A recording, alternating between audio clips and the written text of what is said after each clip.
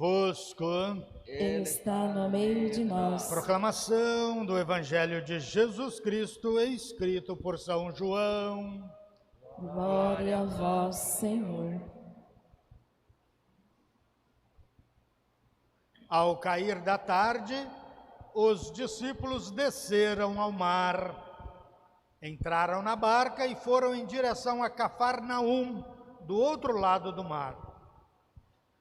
Já estava escuro e Jesus ainda não tinha vindo ao encontro deles.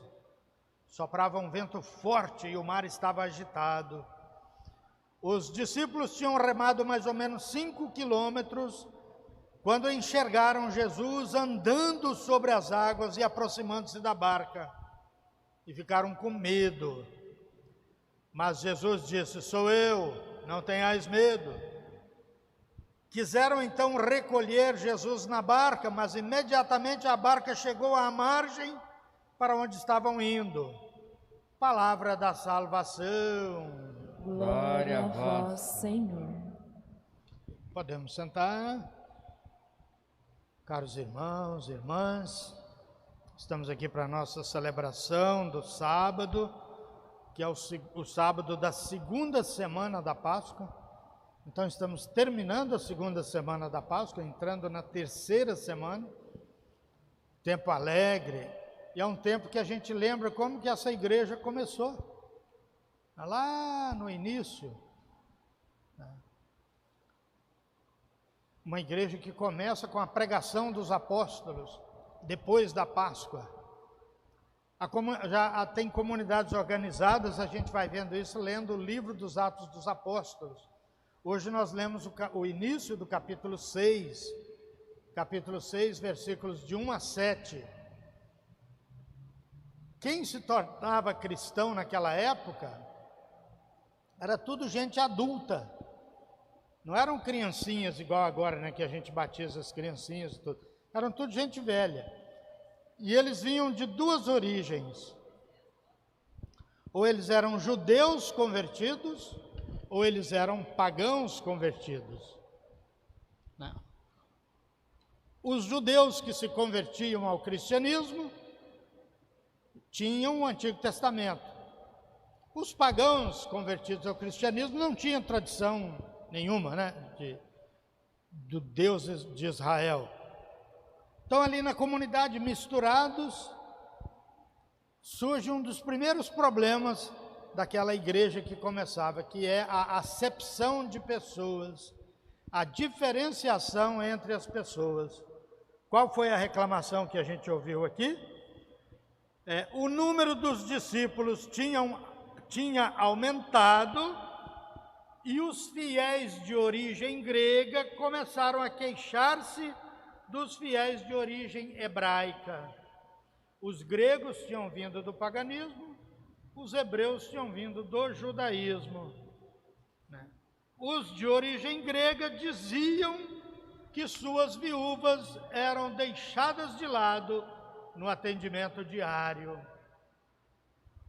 Então, vamos dizer, aquela comunidade tinha uma espécie assim de sopão para os pobres, né? As viúvas aqui representam o pobre. E quando eles iam distribuir aquele atendimento diário, eles atendiam com muito carinho os pobres descendentes dos judeus e nem olhava para a cara daqueles descendentes dos pagãos. No caso aqui, os gregos, aí criou a reclamação, falou: isso aí não está de acordo com o ensinamento de Jesus, essa diferenciação. São Paulo, mais tarde, vai retomar esse problema em outras comunidades, vai chamar a atenção da comunidade e falar: olha, não pode acontecer isso. Né? Dentro da comunidade não existe judeu nem grego, né? São todos iguais. Esse é o nosso grande desejo, é uma comunidade em que todo mundo é tratado da mesma forma. Parece que o ser humano tem uma tendência a diminuir os outros, né? Sempre que eu leio esse texto aqui, eu me lembro assim, até hoje tem isso, mas menos. Quando eu era criança, por exemplo, o povo do sul rebaixava muito o povo do Nordeste. Tinha até uma expressão assim, quando a gente fazia umas coisas meio atrapalhadas, eles falavam, olha que baianagem, né? Se referindo aos baianos, como se os baianos só fizessem coisa atrapalhada. Era um modo de você rebaixar o povo, dentro da mesma nação. Não eram judeus e gregos. Então tem muito disso, e isso ainda perdura muito, né? Esse tipo de divisão, querer humilhar uma parte do povo, isso não está de acordo com o Evangelho. E é engraçado que isso vai acontecer dentro da comunidade bem no início. Os judeus falam assim, nós somos melhores do que os de origem pagã, porque nós já temos o Antigo Testamento. Os líderes da igreja têm que chegar e falar, olha gente, não é bem assim. Isso não é o ensinamento de Jesus. Então, primeiro ponto na nossa leitura de hoje. O segundo é uma espécie de divisão do trabalho. Você vai ter o trabalho do anúncio do Evangelho e o trabalho da promoção social. Nós nunca podemos deixar de lado a promoção social, que são essas pastorais sociais. Isso não se resume a distribuir cesta básica, é também distribuir cesta básica, mas são todas as pastorais sociais, pastoral da saúde, pastoral da sobriedade, né?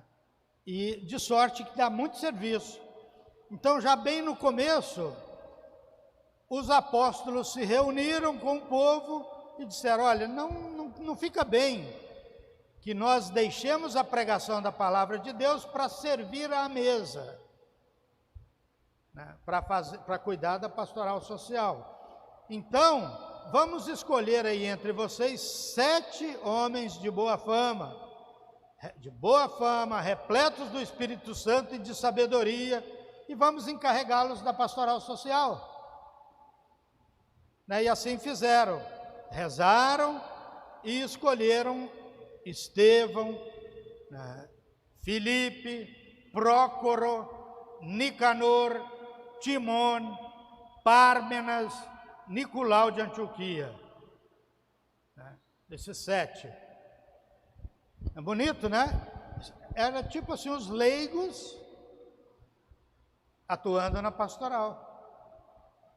Então, os apóstolos iam se dedicar exclusivamente ao anúncio da palavra e os leigos iam conduzir as pastorais, já desde o início.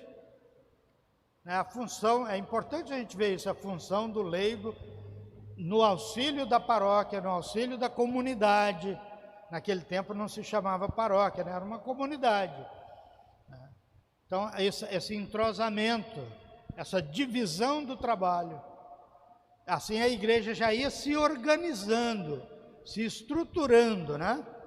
Até se tornar como é hoje aqui, por exemplo. O Evangelho, você vê que é uma versão resumida daquela versão maior de Jesus andando sobre as águas.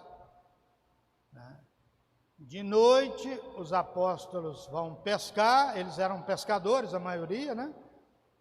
E o mar agitado, aquela tempestade. É bom a gente lembrar sempre assim, a barca sempre representa a igreja. Quando o Evangelho está falando de barca, é a igreja. Então essa barca conduzida pelos apóstolos e ali na tempestade, querendo afundar, afunda que não afunda, e Jesus lá, mas Jesus estava sob controle, os apóstolos estavam com medo, né? Às vezes essa barca de Jesus, que é a igreja, está sempre em tempestade, e a gente fica com medo, mas vou ficar tranquilo, Jesus está no comando. Numa outra cena de barca, eles estão lá, começa aquela tempestade e Jesus está lá no fundo dormindo. Eles falam, Jesus, o senhor não está vendo que esse troço está afundando? Jesus, não, fica tranquilo, rapaz, eu estou aqui, não vai afundar não. Né? Então tem várias cenas da barca, a barca representando Jesus. De hoje é eles ali, essa barca na tempestade, eles com medo, de repente Jesus vem caminhando e eles acabam chegando na praia tranquilo, né? Então a gente sempre chega na praia, né? Podemos ficar tranquilos que essas tempestades não conseguem derrubar a nossa barca, né? Por quê? Porque Jesus está ali junto conosco o tempo todo, né? O Jesus ressuscitado é aquele que conduz essa barca, que é a Igreja de Deus. Em nome do Pai, e do Filho, e do Espírito Santo. Amém.